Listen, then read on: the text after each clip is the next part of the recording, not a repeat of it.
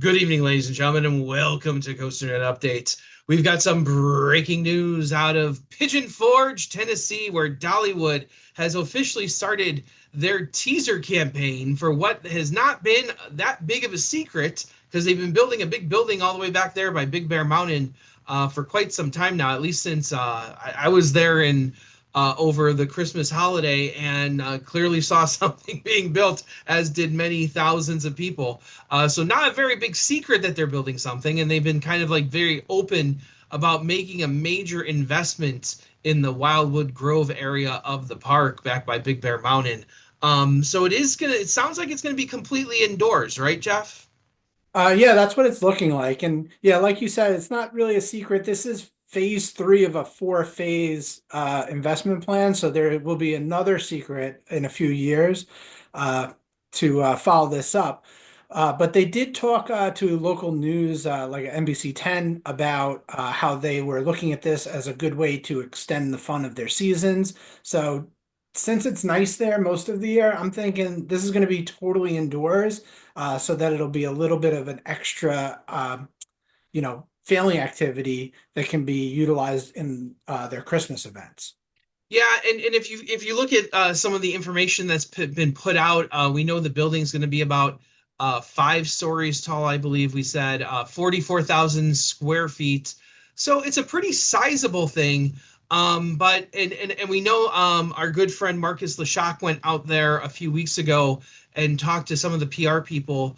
And the PR people, it was plainly said that a lot of the guesses that they've seen online so far are not correct at all. So a lot of people were jumping to like a flying theater, to an Arthur-styled dark ride that's motorized, a coaster that's sometimes indoors, sometimes outdoors, based on different parts. We also saw a Jurassic World one like that over at the Universals in China. So I want to say both of those two things are out. So that leaves us with something completely new here, right? And we don't really know. We know is that they have a speculation teaser campaign going on. That they have a website set up already for this attraction. Um, and it seems that it says the future home of hidden hollow aviation. So there's an airplane thing going on here, but there's also a tagline of "Take the plunge" going on as well. So Jeff, where does that leave us here?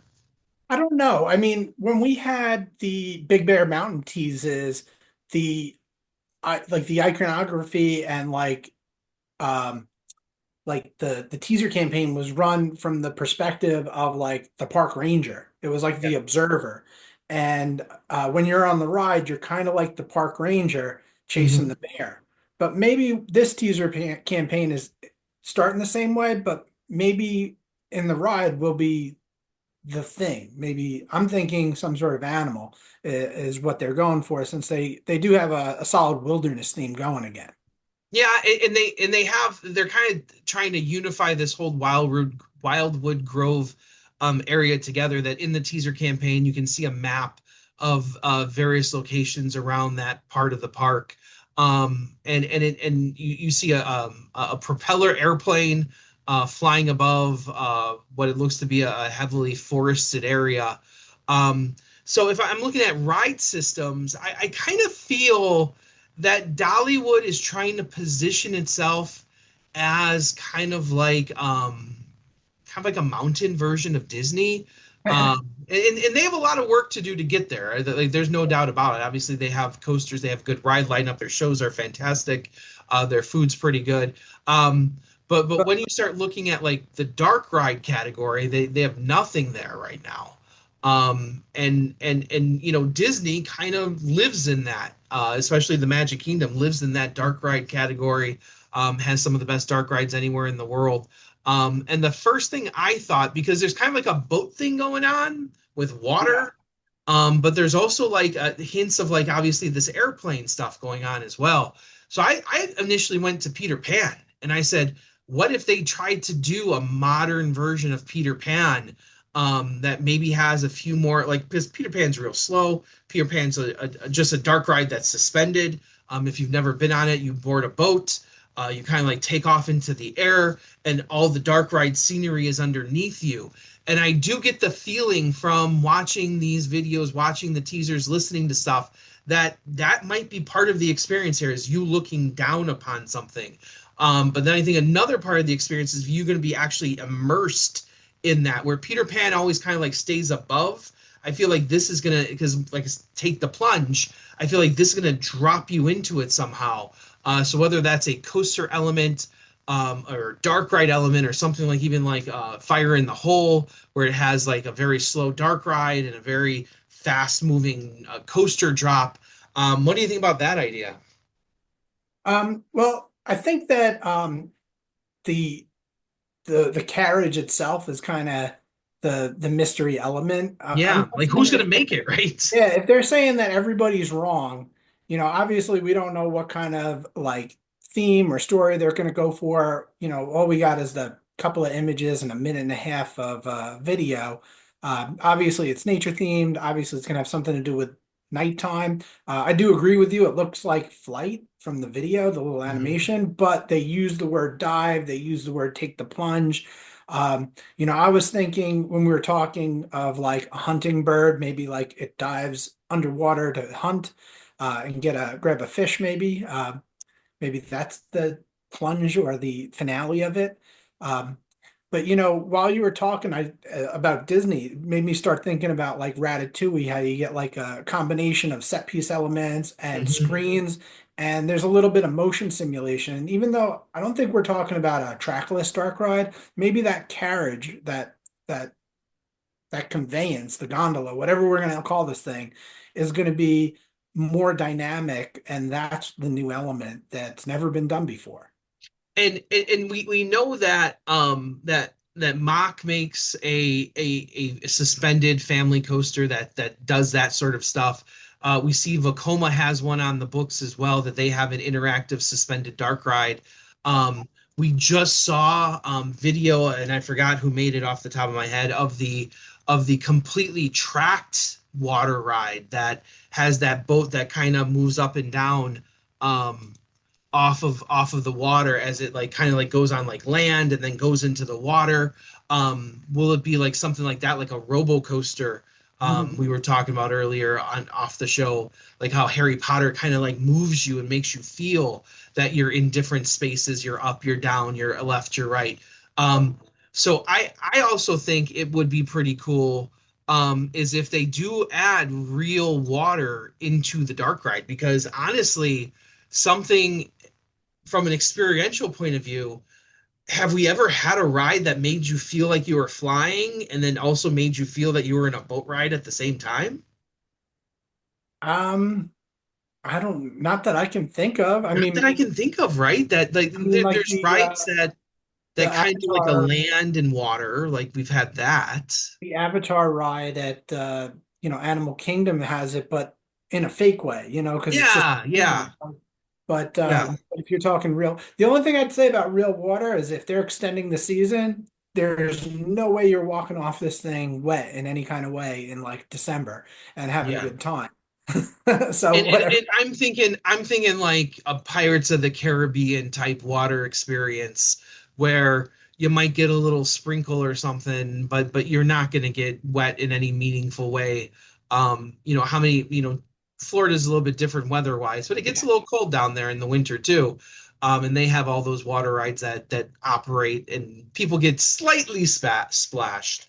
Um, you know, but I really think that having water be an element in the indoor portion, real water, not just fake water, not just simulated water, but having real water being part of it would kind of like change that experience. Like we've never really had a dark ride with real water, but also flew at the same time.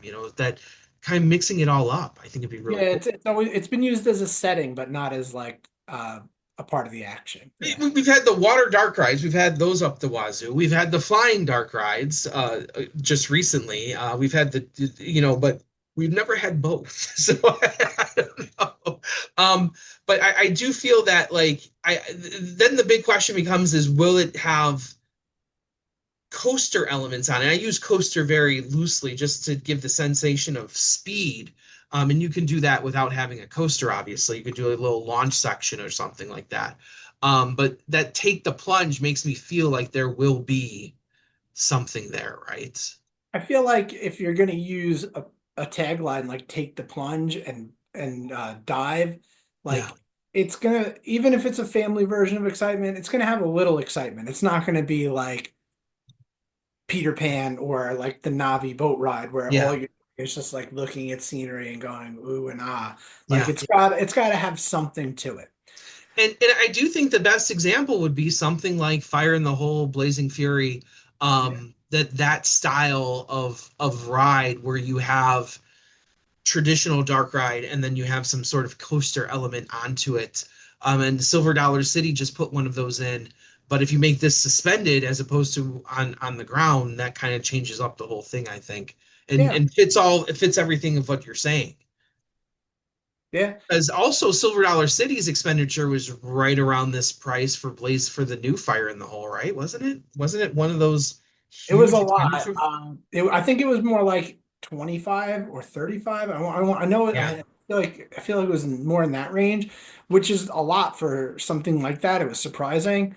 yeah. They are talking about this being a $50 million investment, and it will be the largest in the park's history. But that Now could involve RMC a did that one, larger right? area too. What's that? RMC did Fire in the Hole over at Silver Dollar City. At least the They trains did did. the ride system, but they didn't. I'm sure they didn't do the rest of it. Yeah, yeah. So that's another because we were throwing around manufacturers before the show too, Yeah. and that's another one that who knows what they're going to do. But I do feel that it's going to be suspended in some way to give you that sensation of flight. I really, and that's going to make it different, I think. So my guess, if I had to go on the table and say what my guess is, I'm going to say Blazing Fury, a modern Blazing Fury that is suspended that uses some sort of coaster elements in it, but also real water. We'll see how close I am. I'm usually completely wrong, so But be something much different. Be a flying theater. I mean, I feel like they said flying theater is wrong, but that doesn't mean that it couldn't be some sort of motion simulator theater or something like that. Animan's got like 6 or 7 different versions of that, and I Yeah, don't even know if they've sold all of those. So maybe this is the first one that they've sold, and it could be the first of its kind, and then it would fit that part. So yeah, if you I want and to I take do. family coaster, I'll Yeah, take. well, true, and I do feel that for Dollywood's clientele, it does need to be a little bit on the tamer side. Um, I think they have the rides that are high thrill at Lightning Rod and Wild Eagle and Tennessee Tornado and Thunderhead, I guess. So trying to find something that the whole family can do, especially if you're making that big of an investment and you want it to be open all year long. That was kind of the challenge when we went there this past Christmas. The challenge was trying to find rides that everyone could do together. So I'm hoping too that because suspended rides sometimes push that height limit up a little bit. Um, They and and could.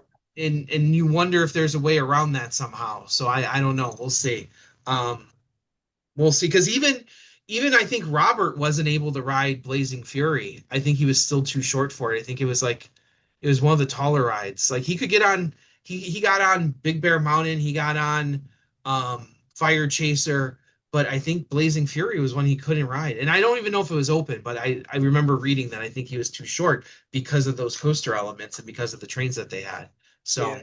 um we will follow along with this teaser campaign. Jeff, are you all in on this one? Because there's not a whole lot else going on. Well, I mean, hopefully there'll be a lot more coming on soon. We'll see. We kind of know a lot already. So so hopefully there's still some surprises out there. So we will keep you updated in the future. I'm, of course, Andrew Barczyk from Chicago, Illinois. I'm Jeff Goodman from Long Island, New York. Right on, right, Warriors.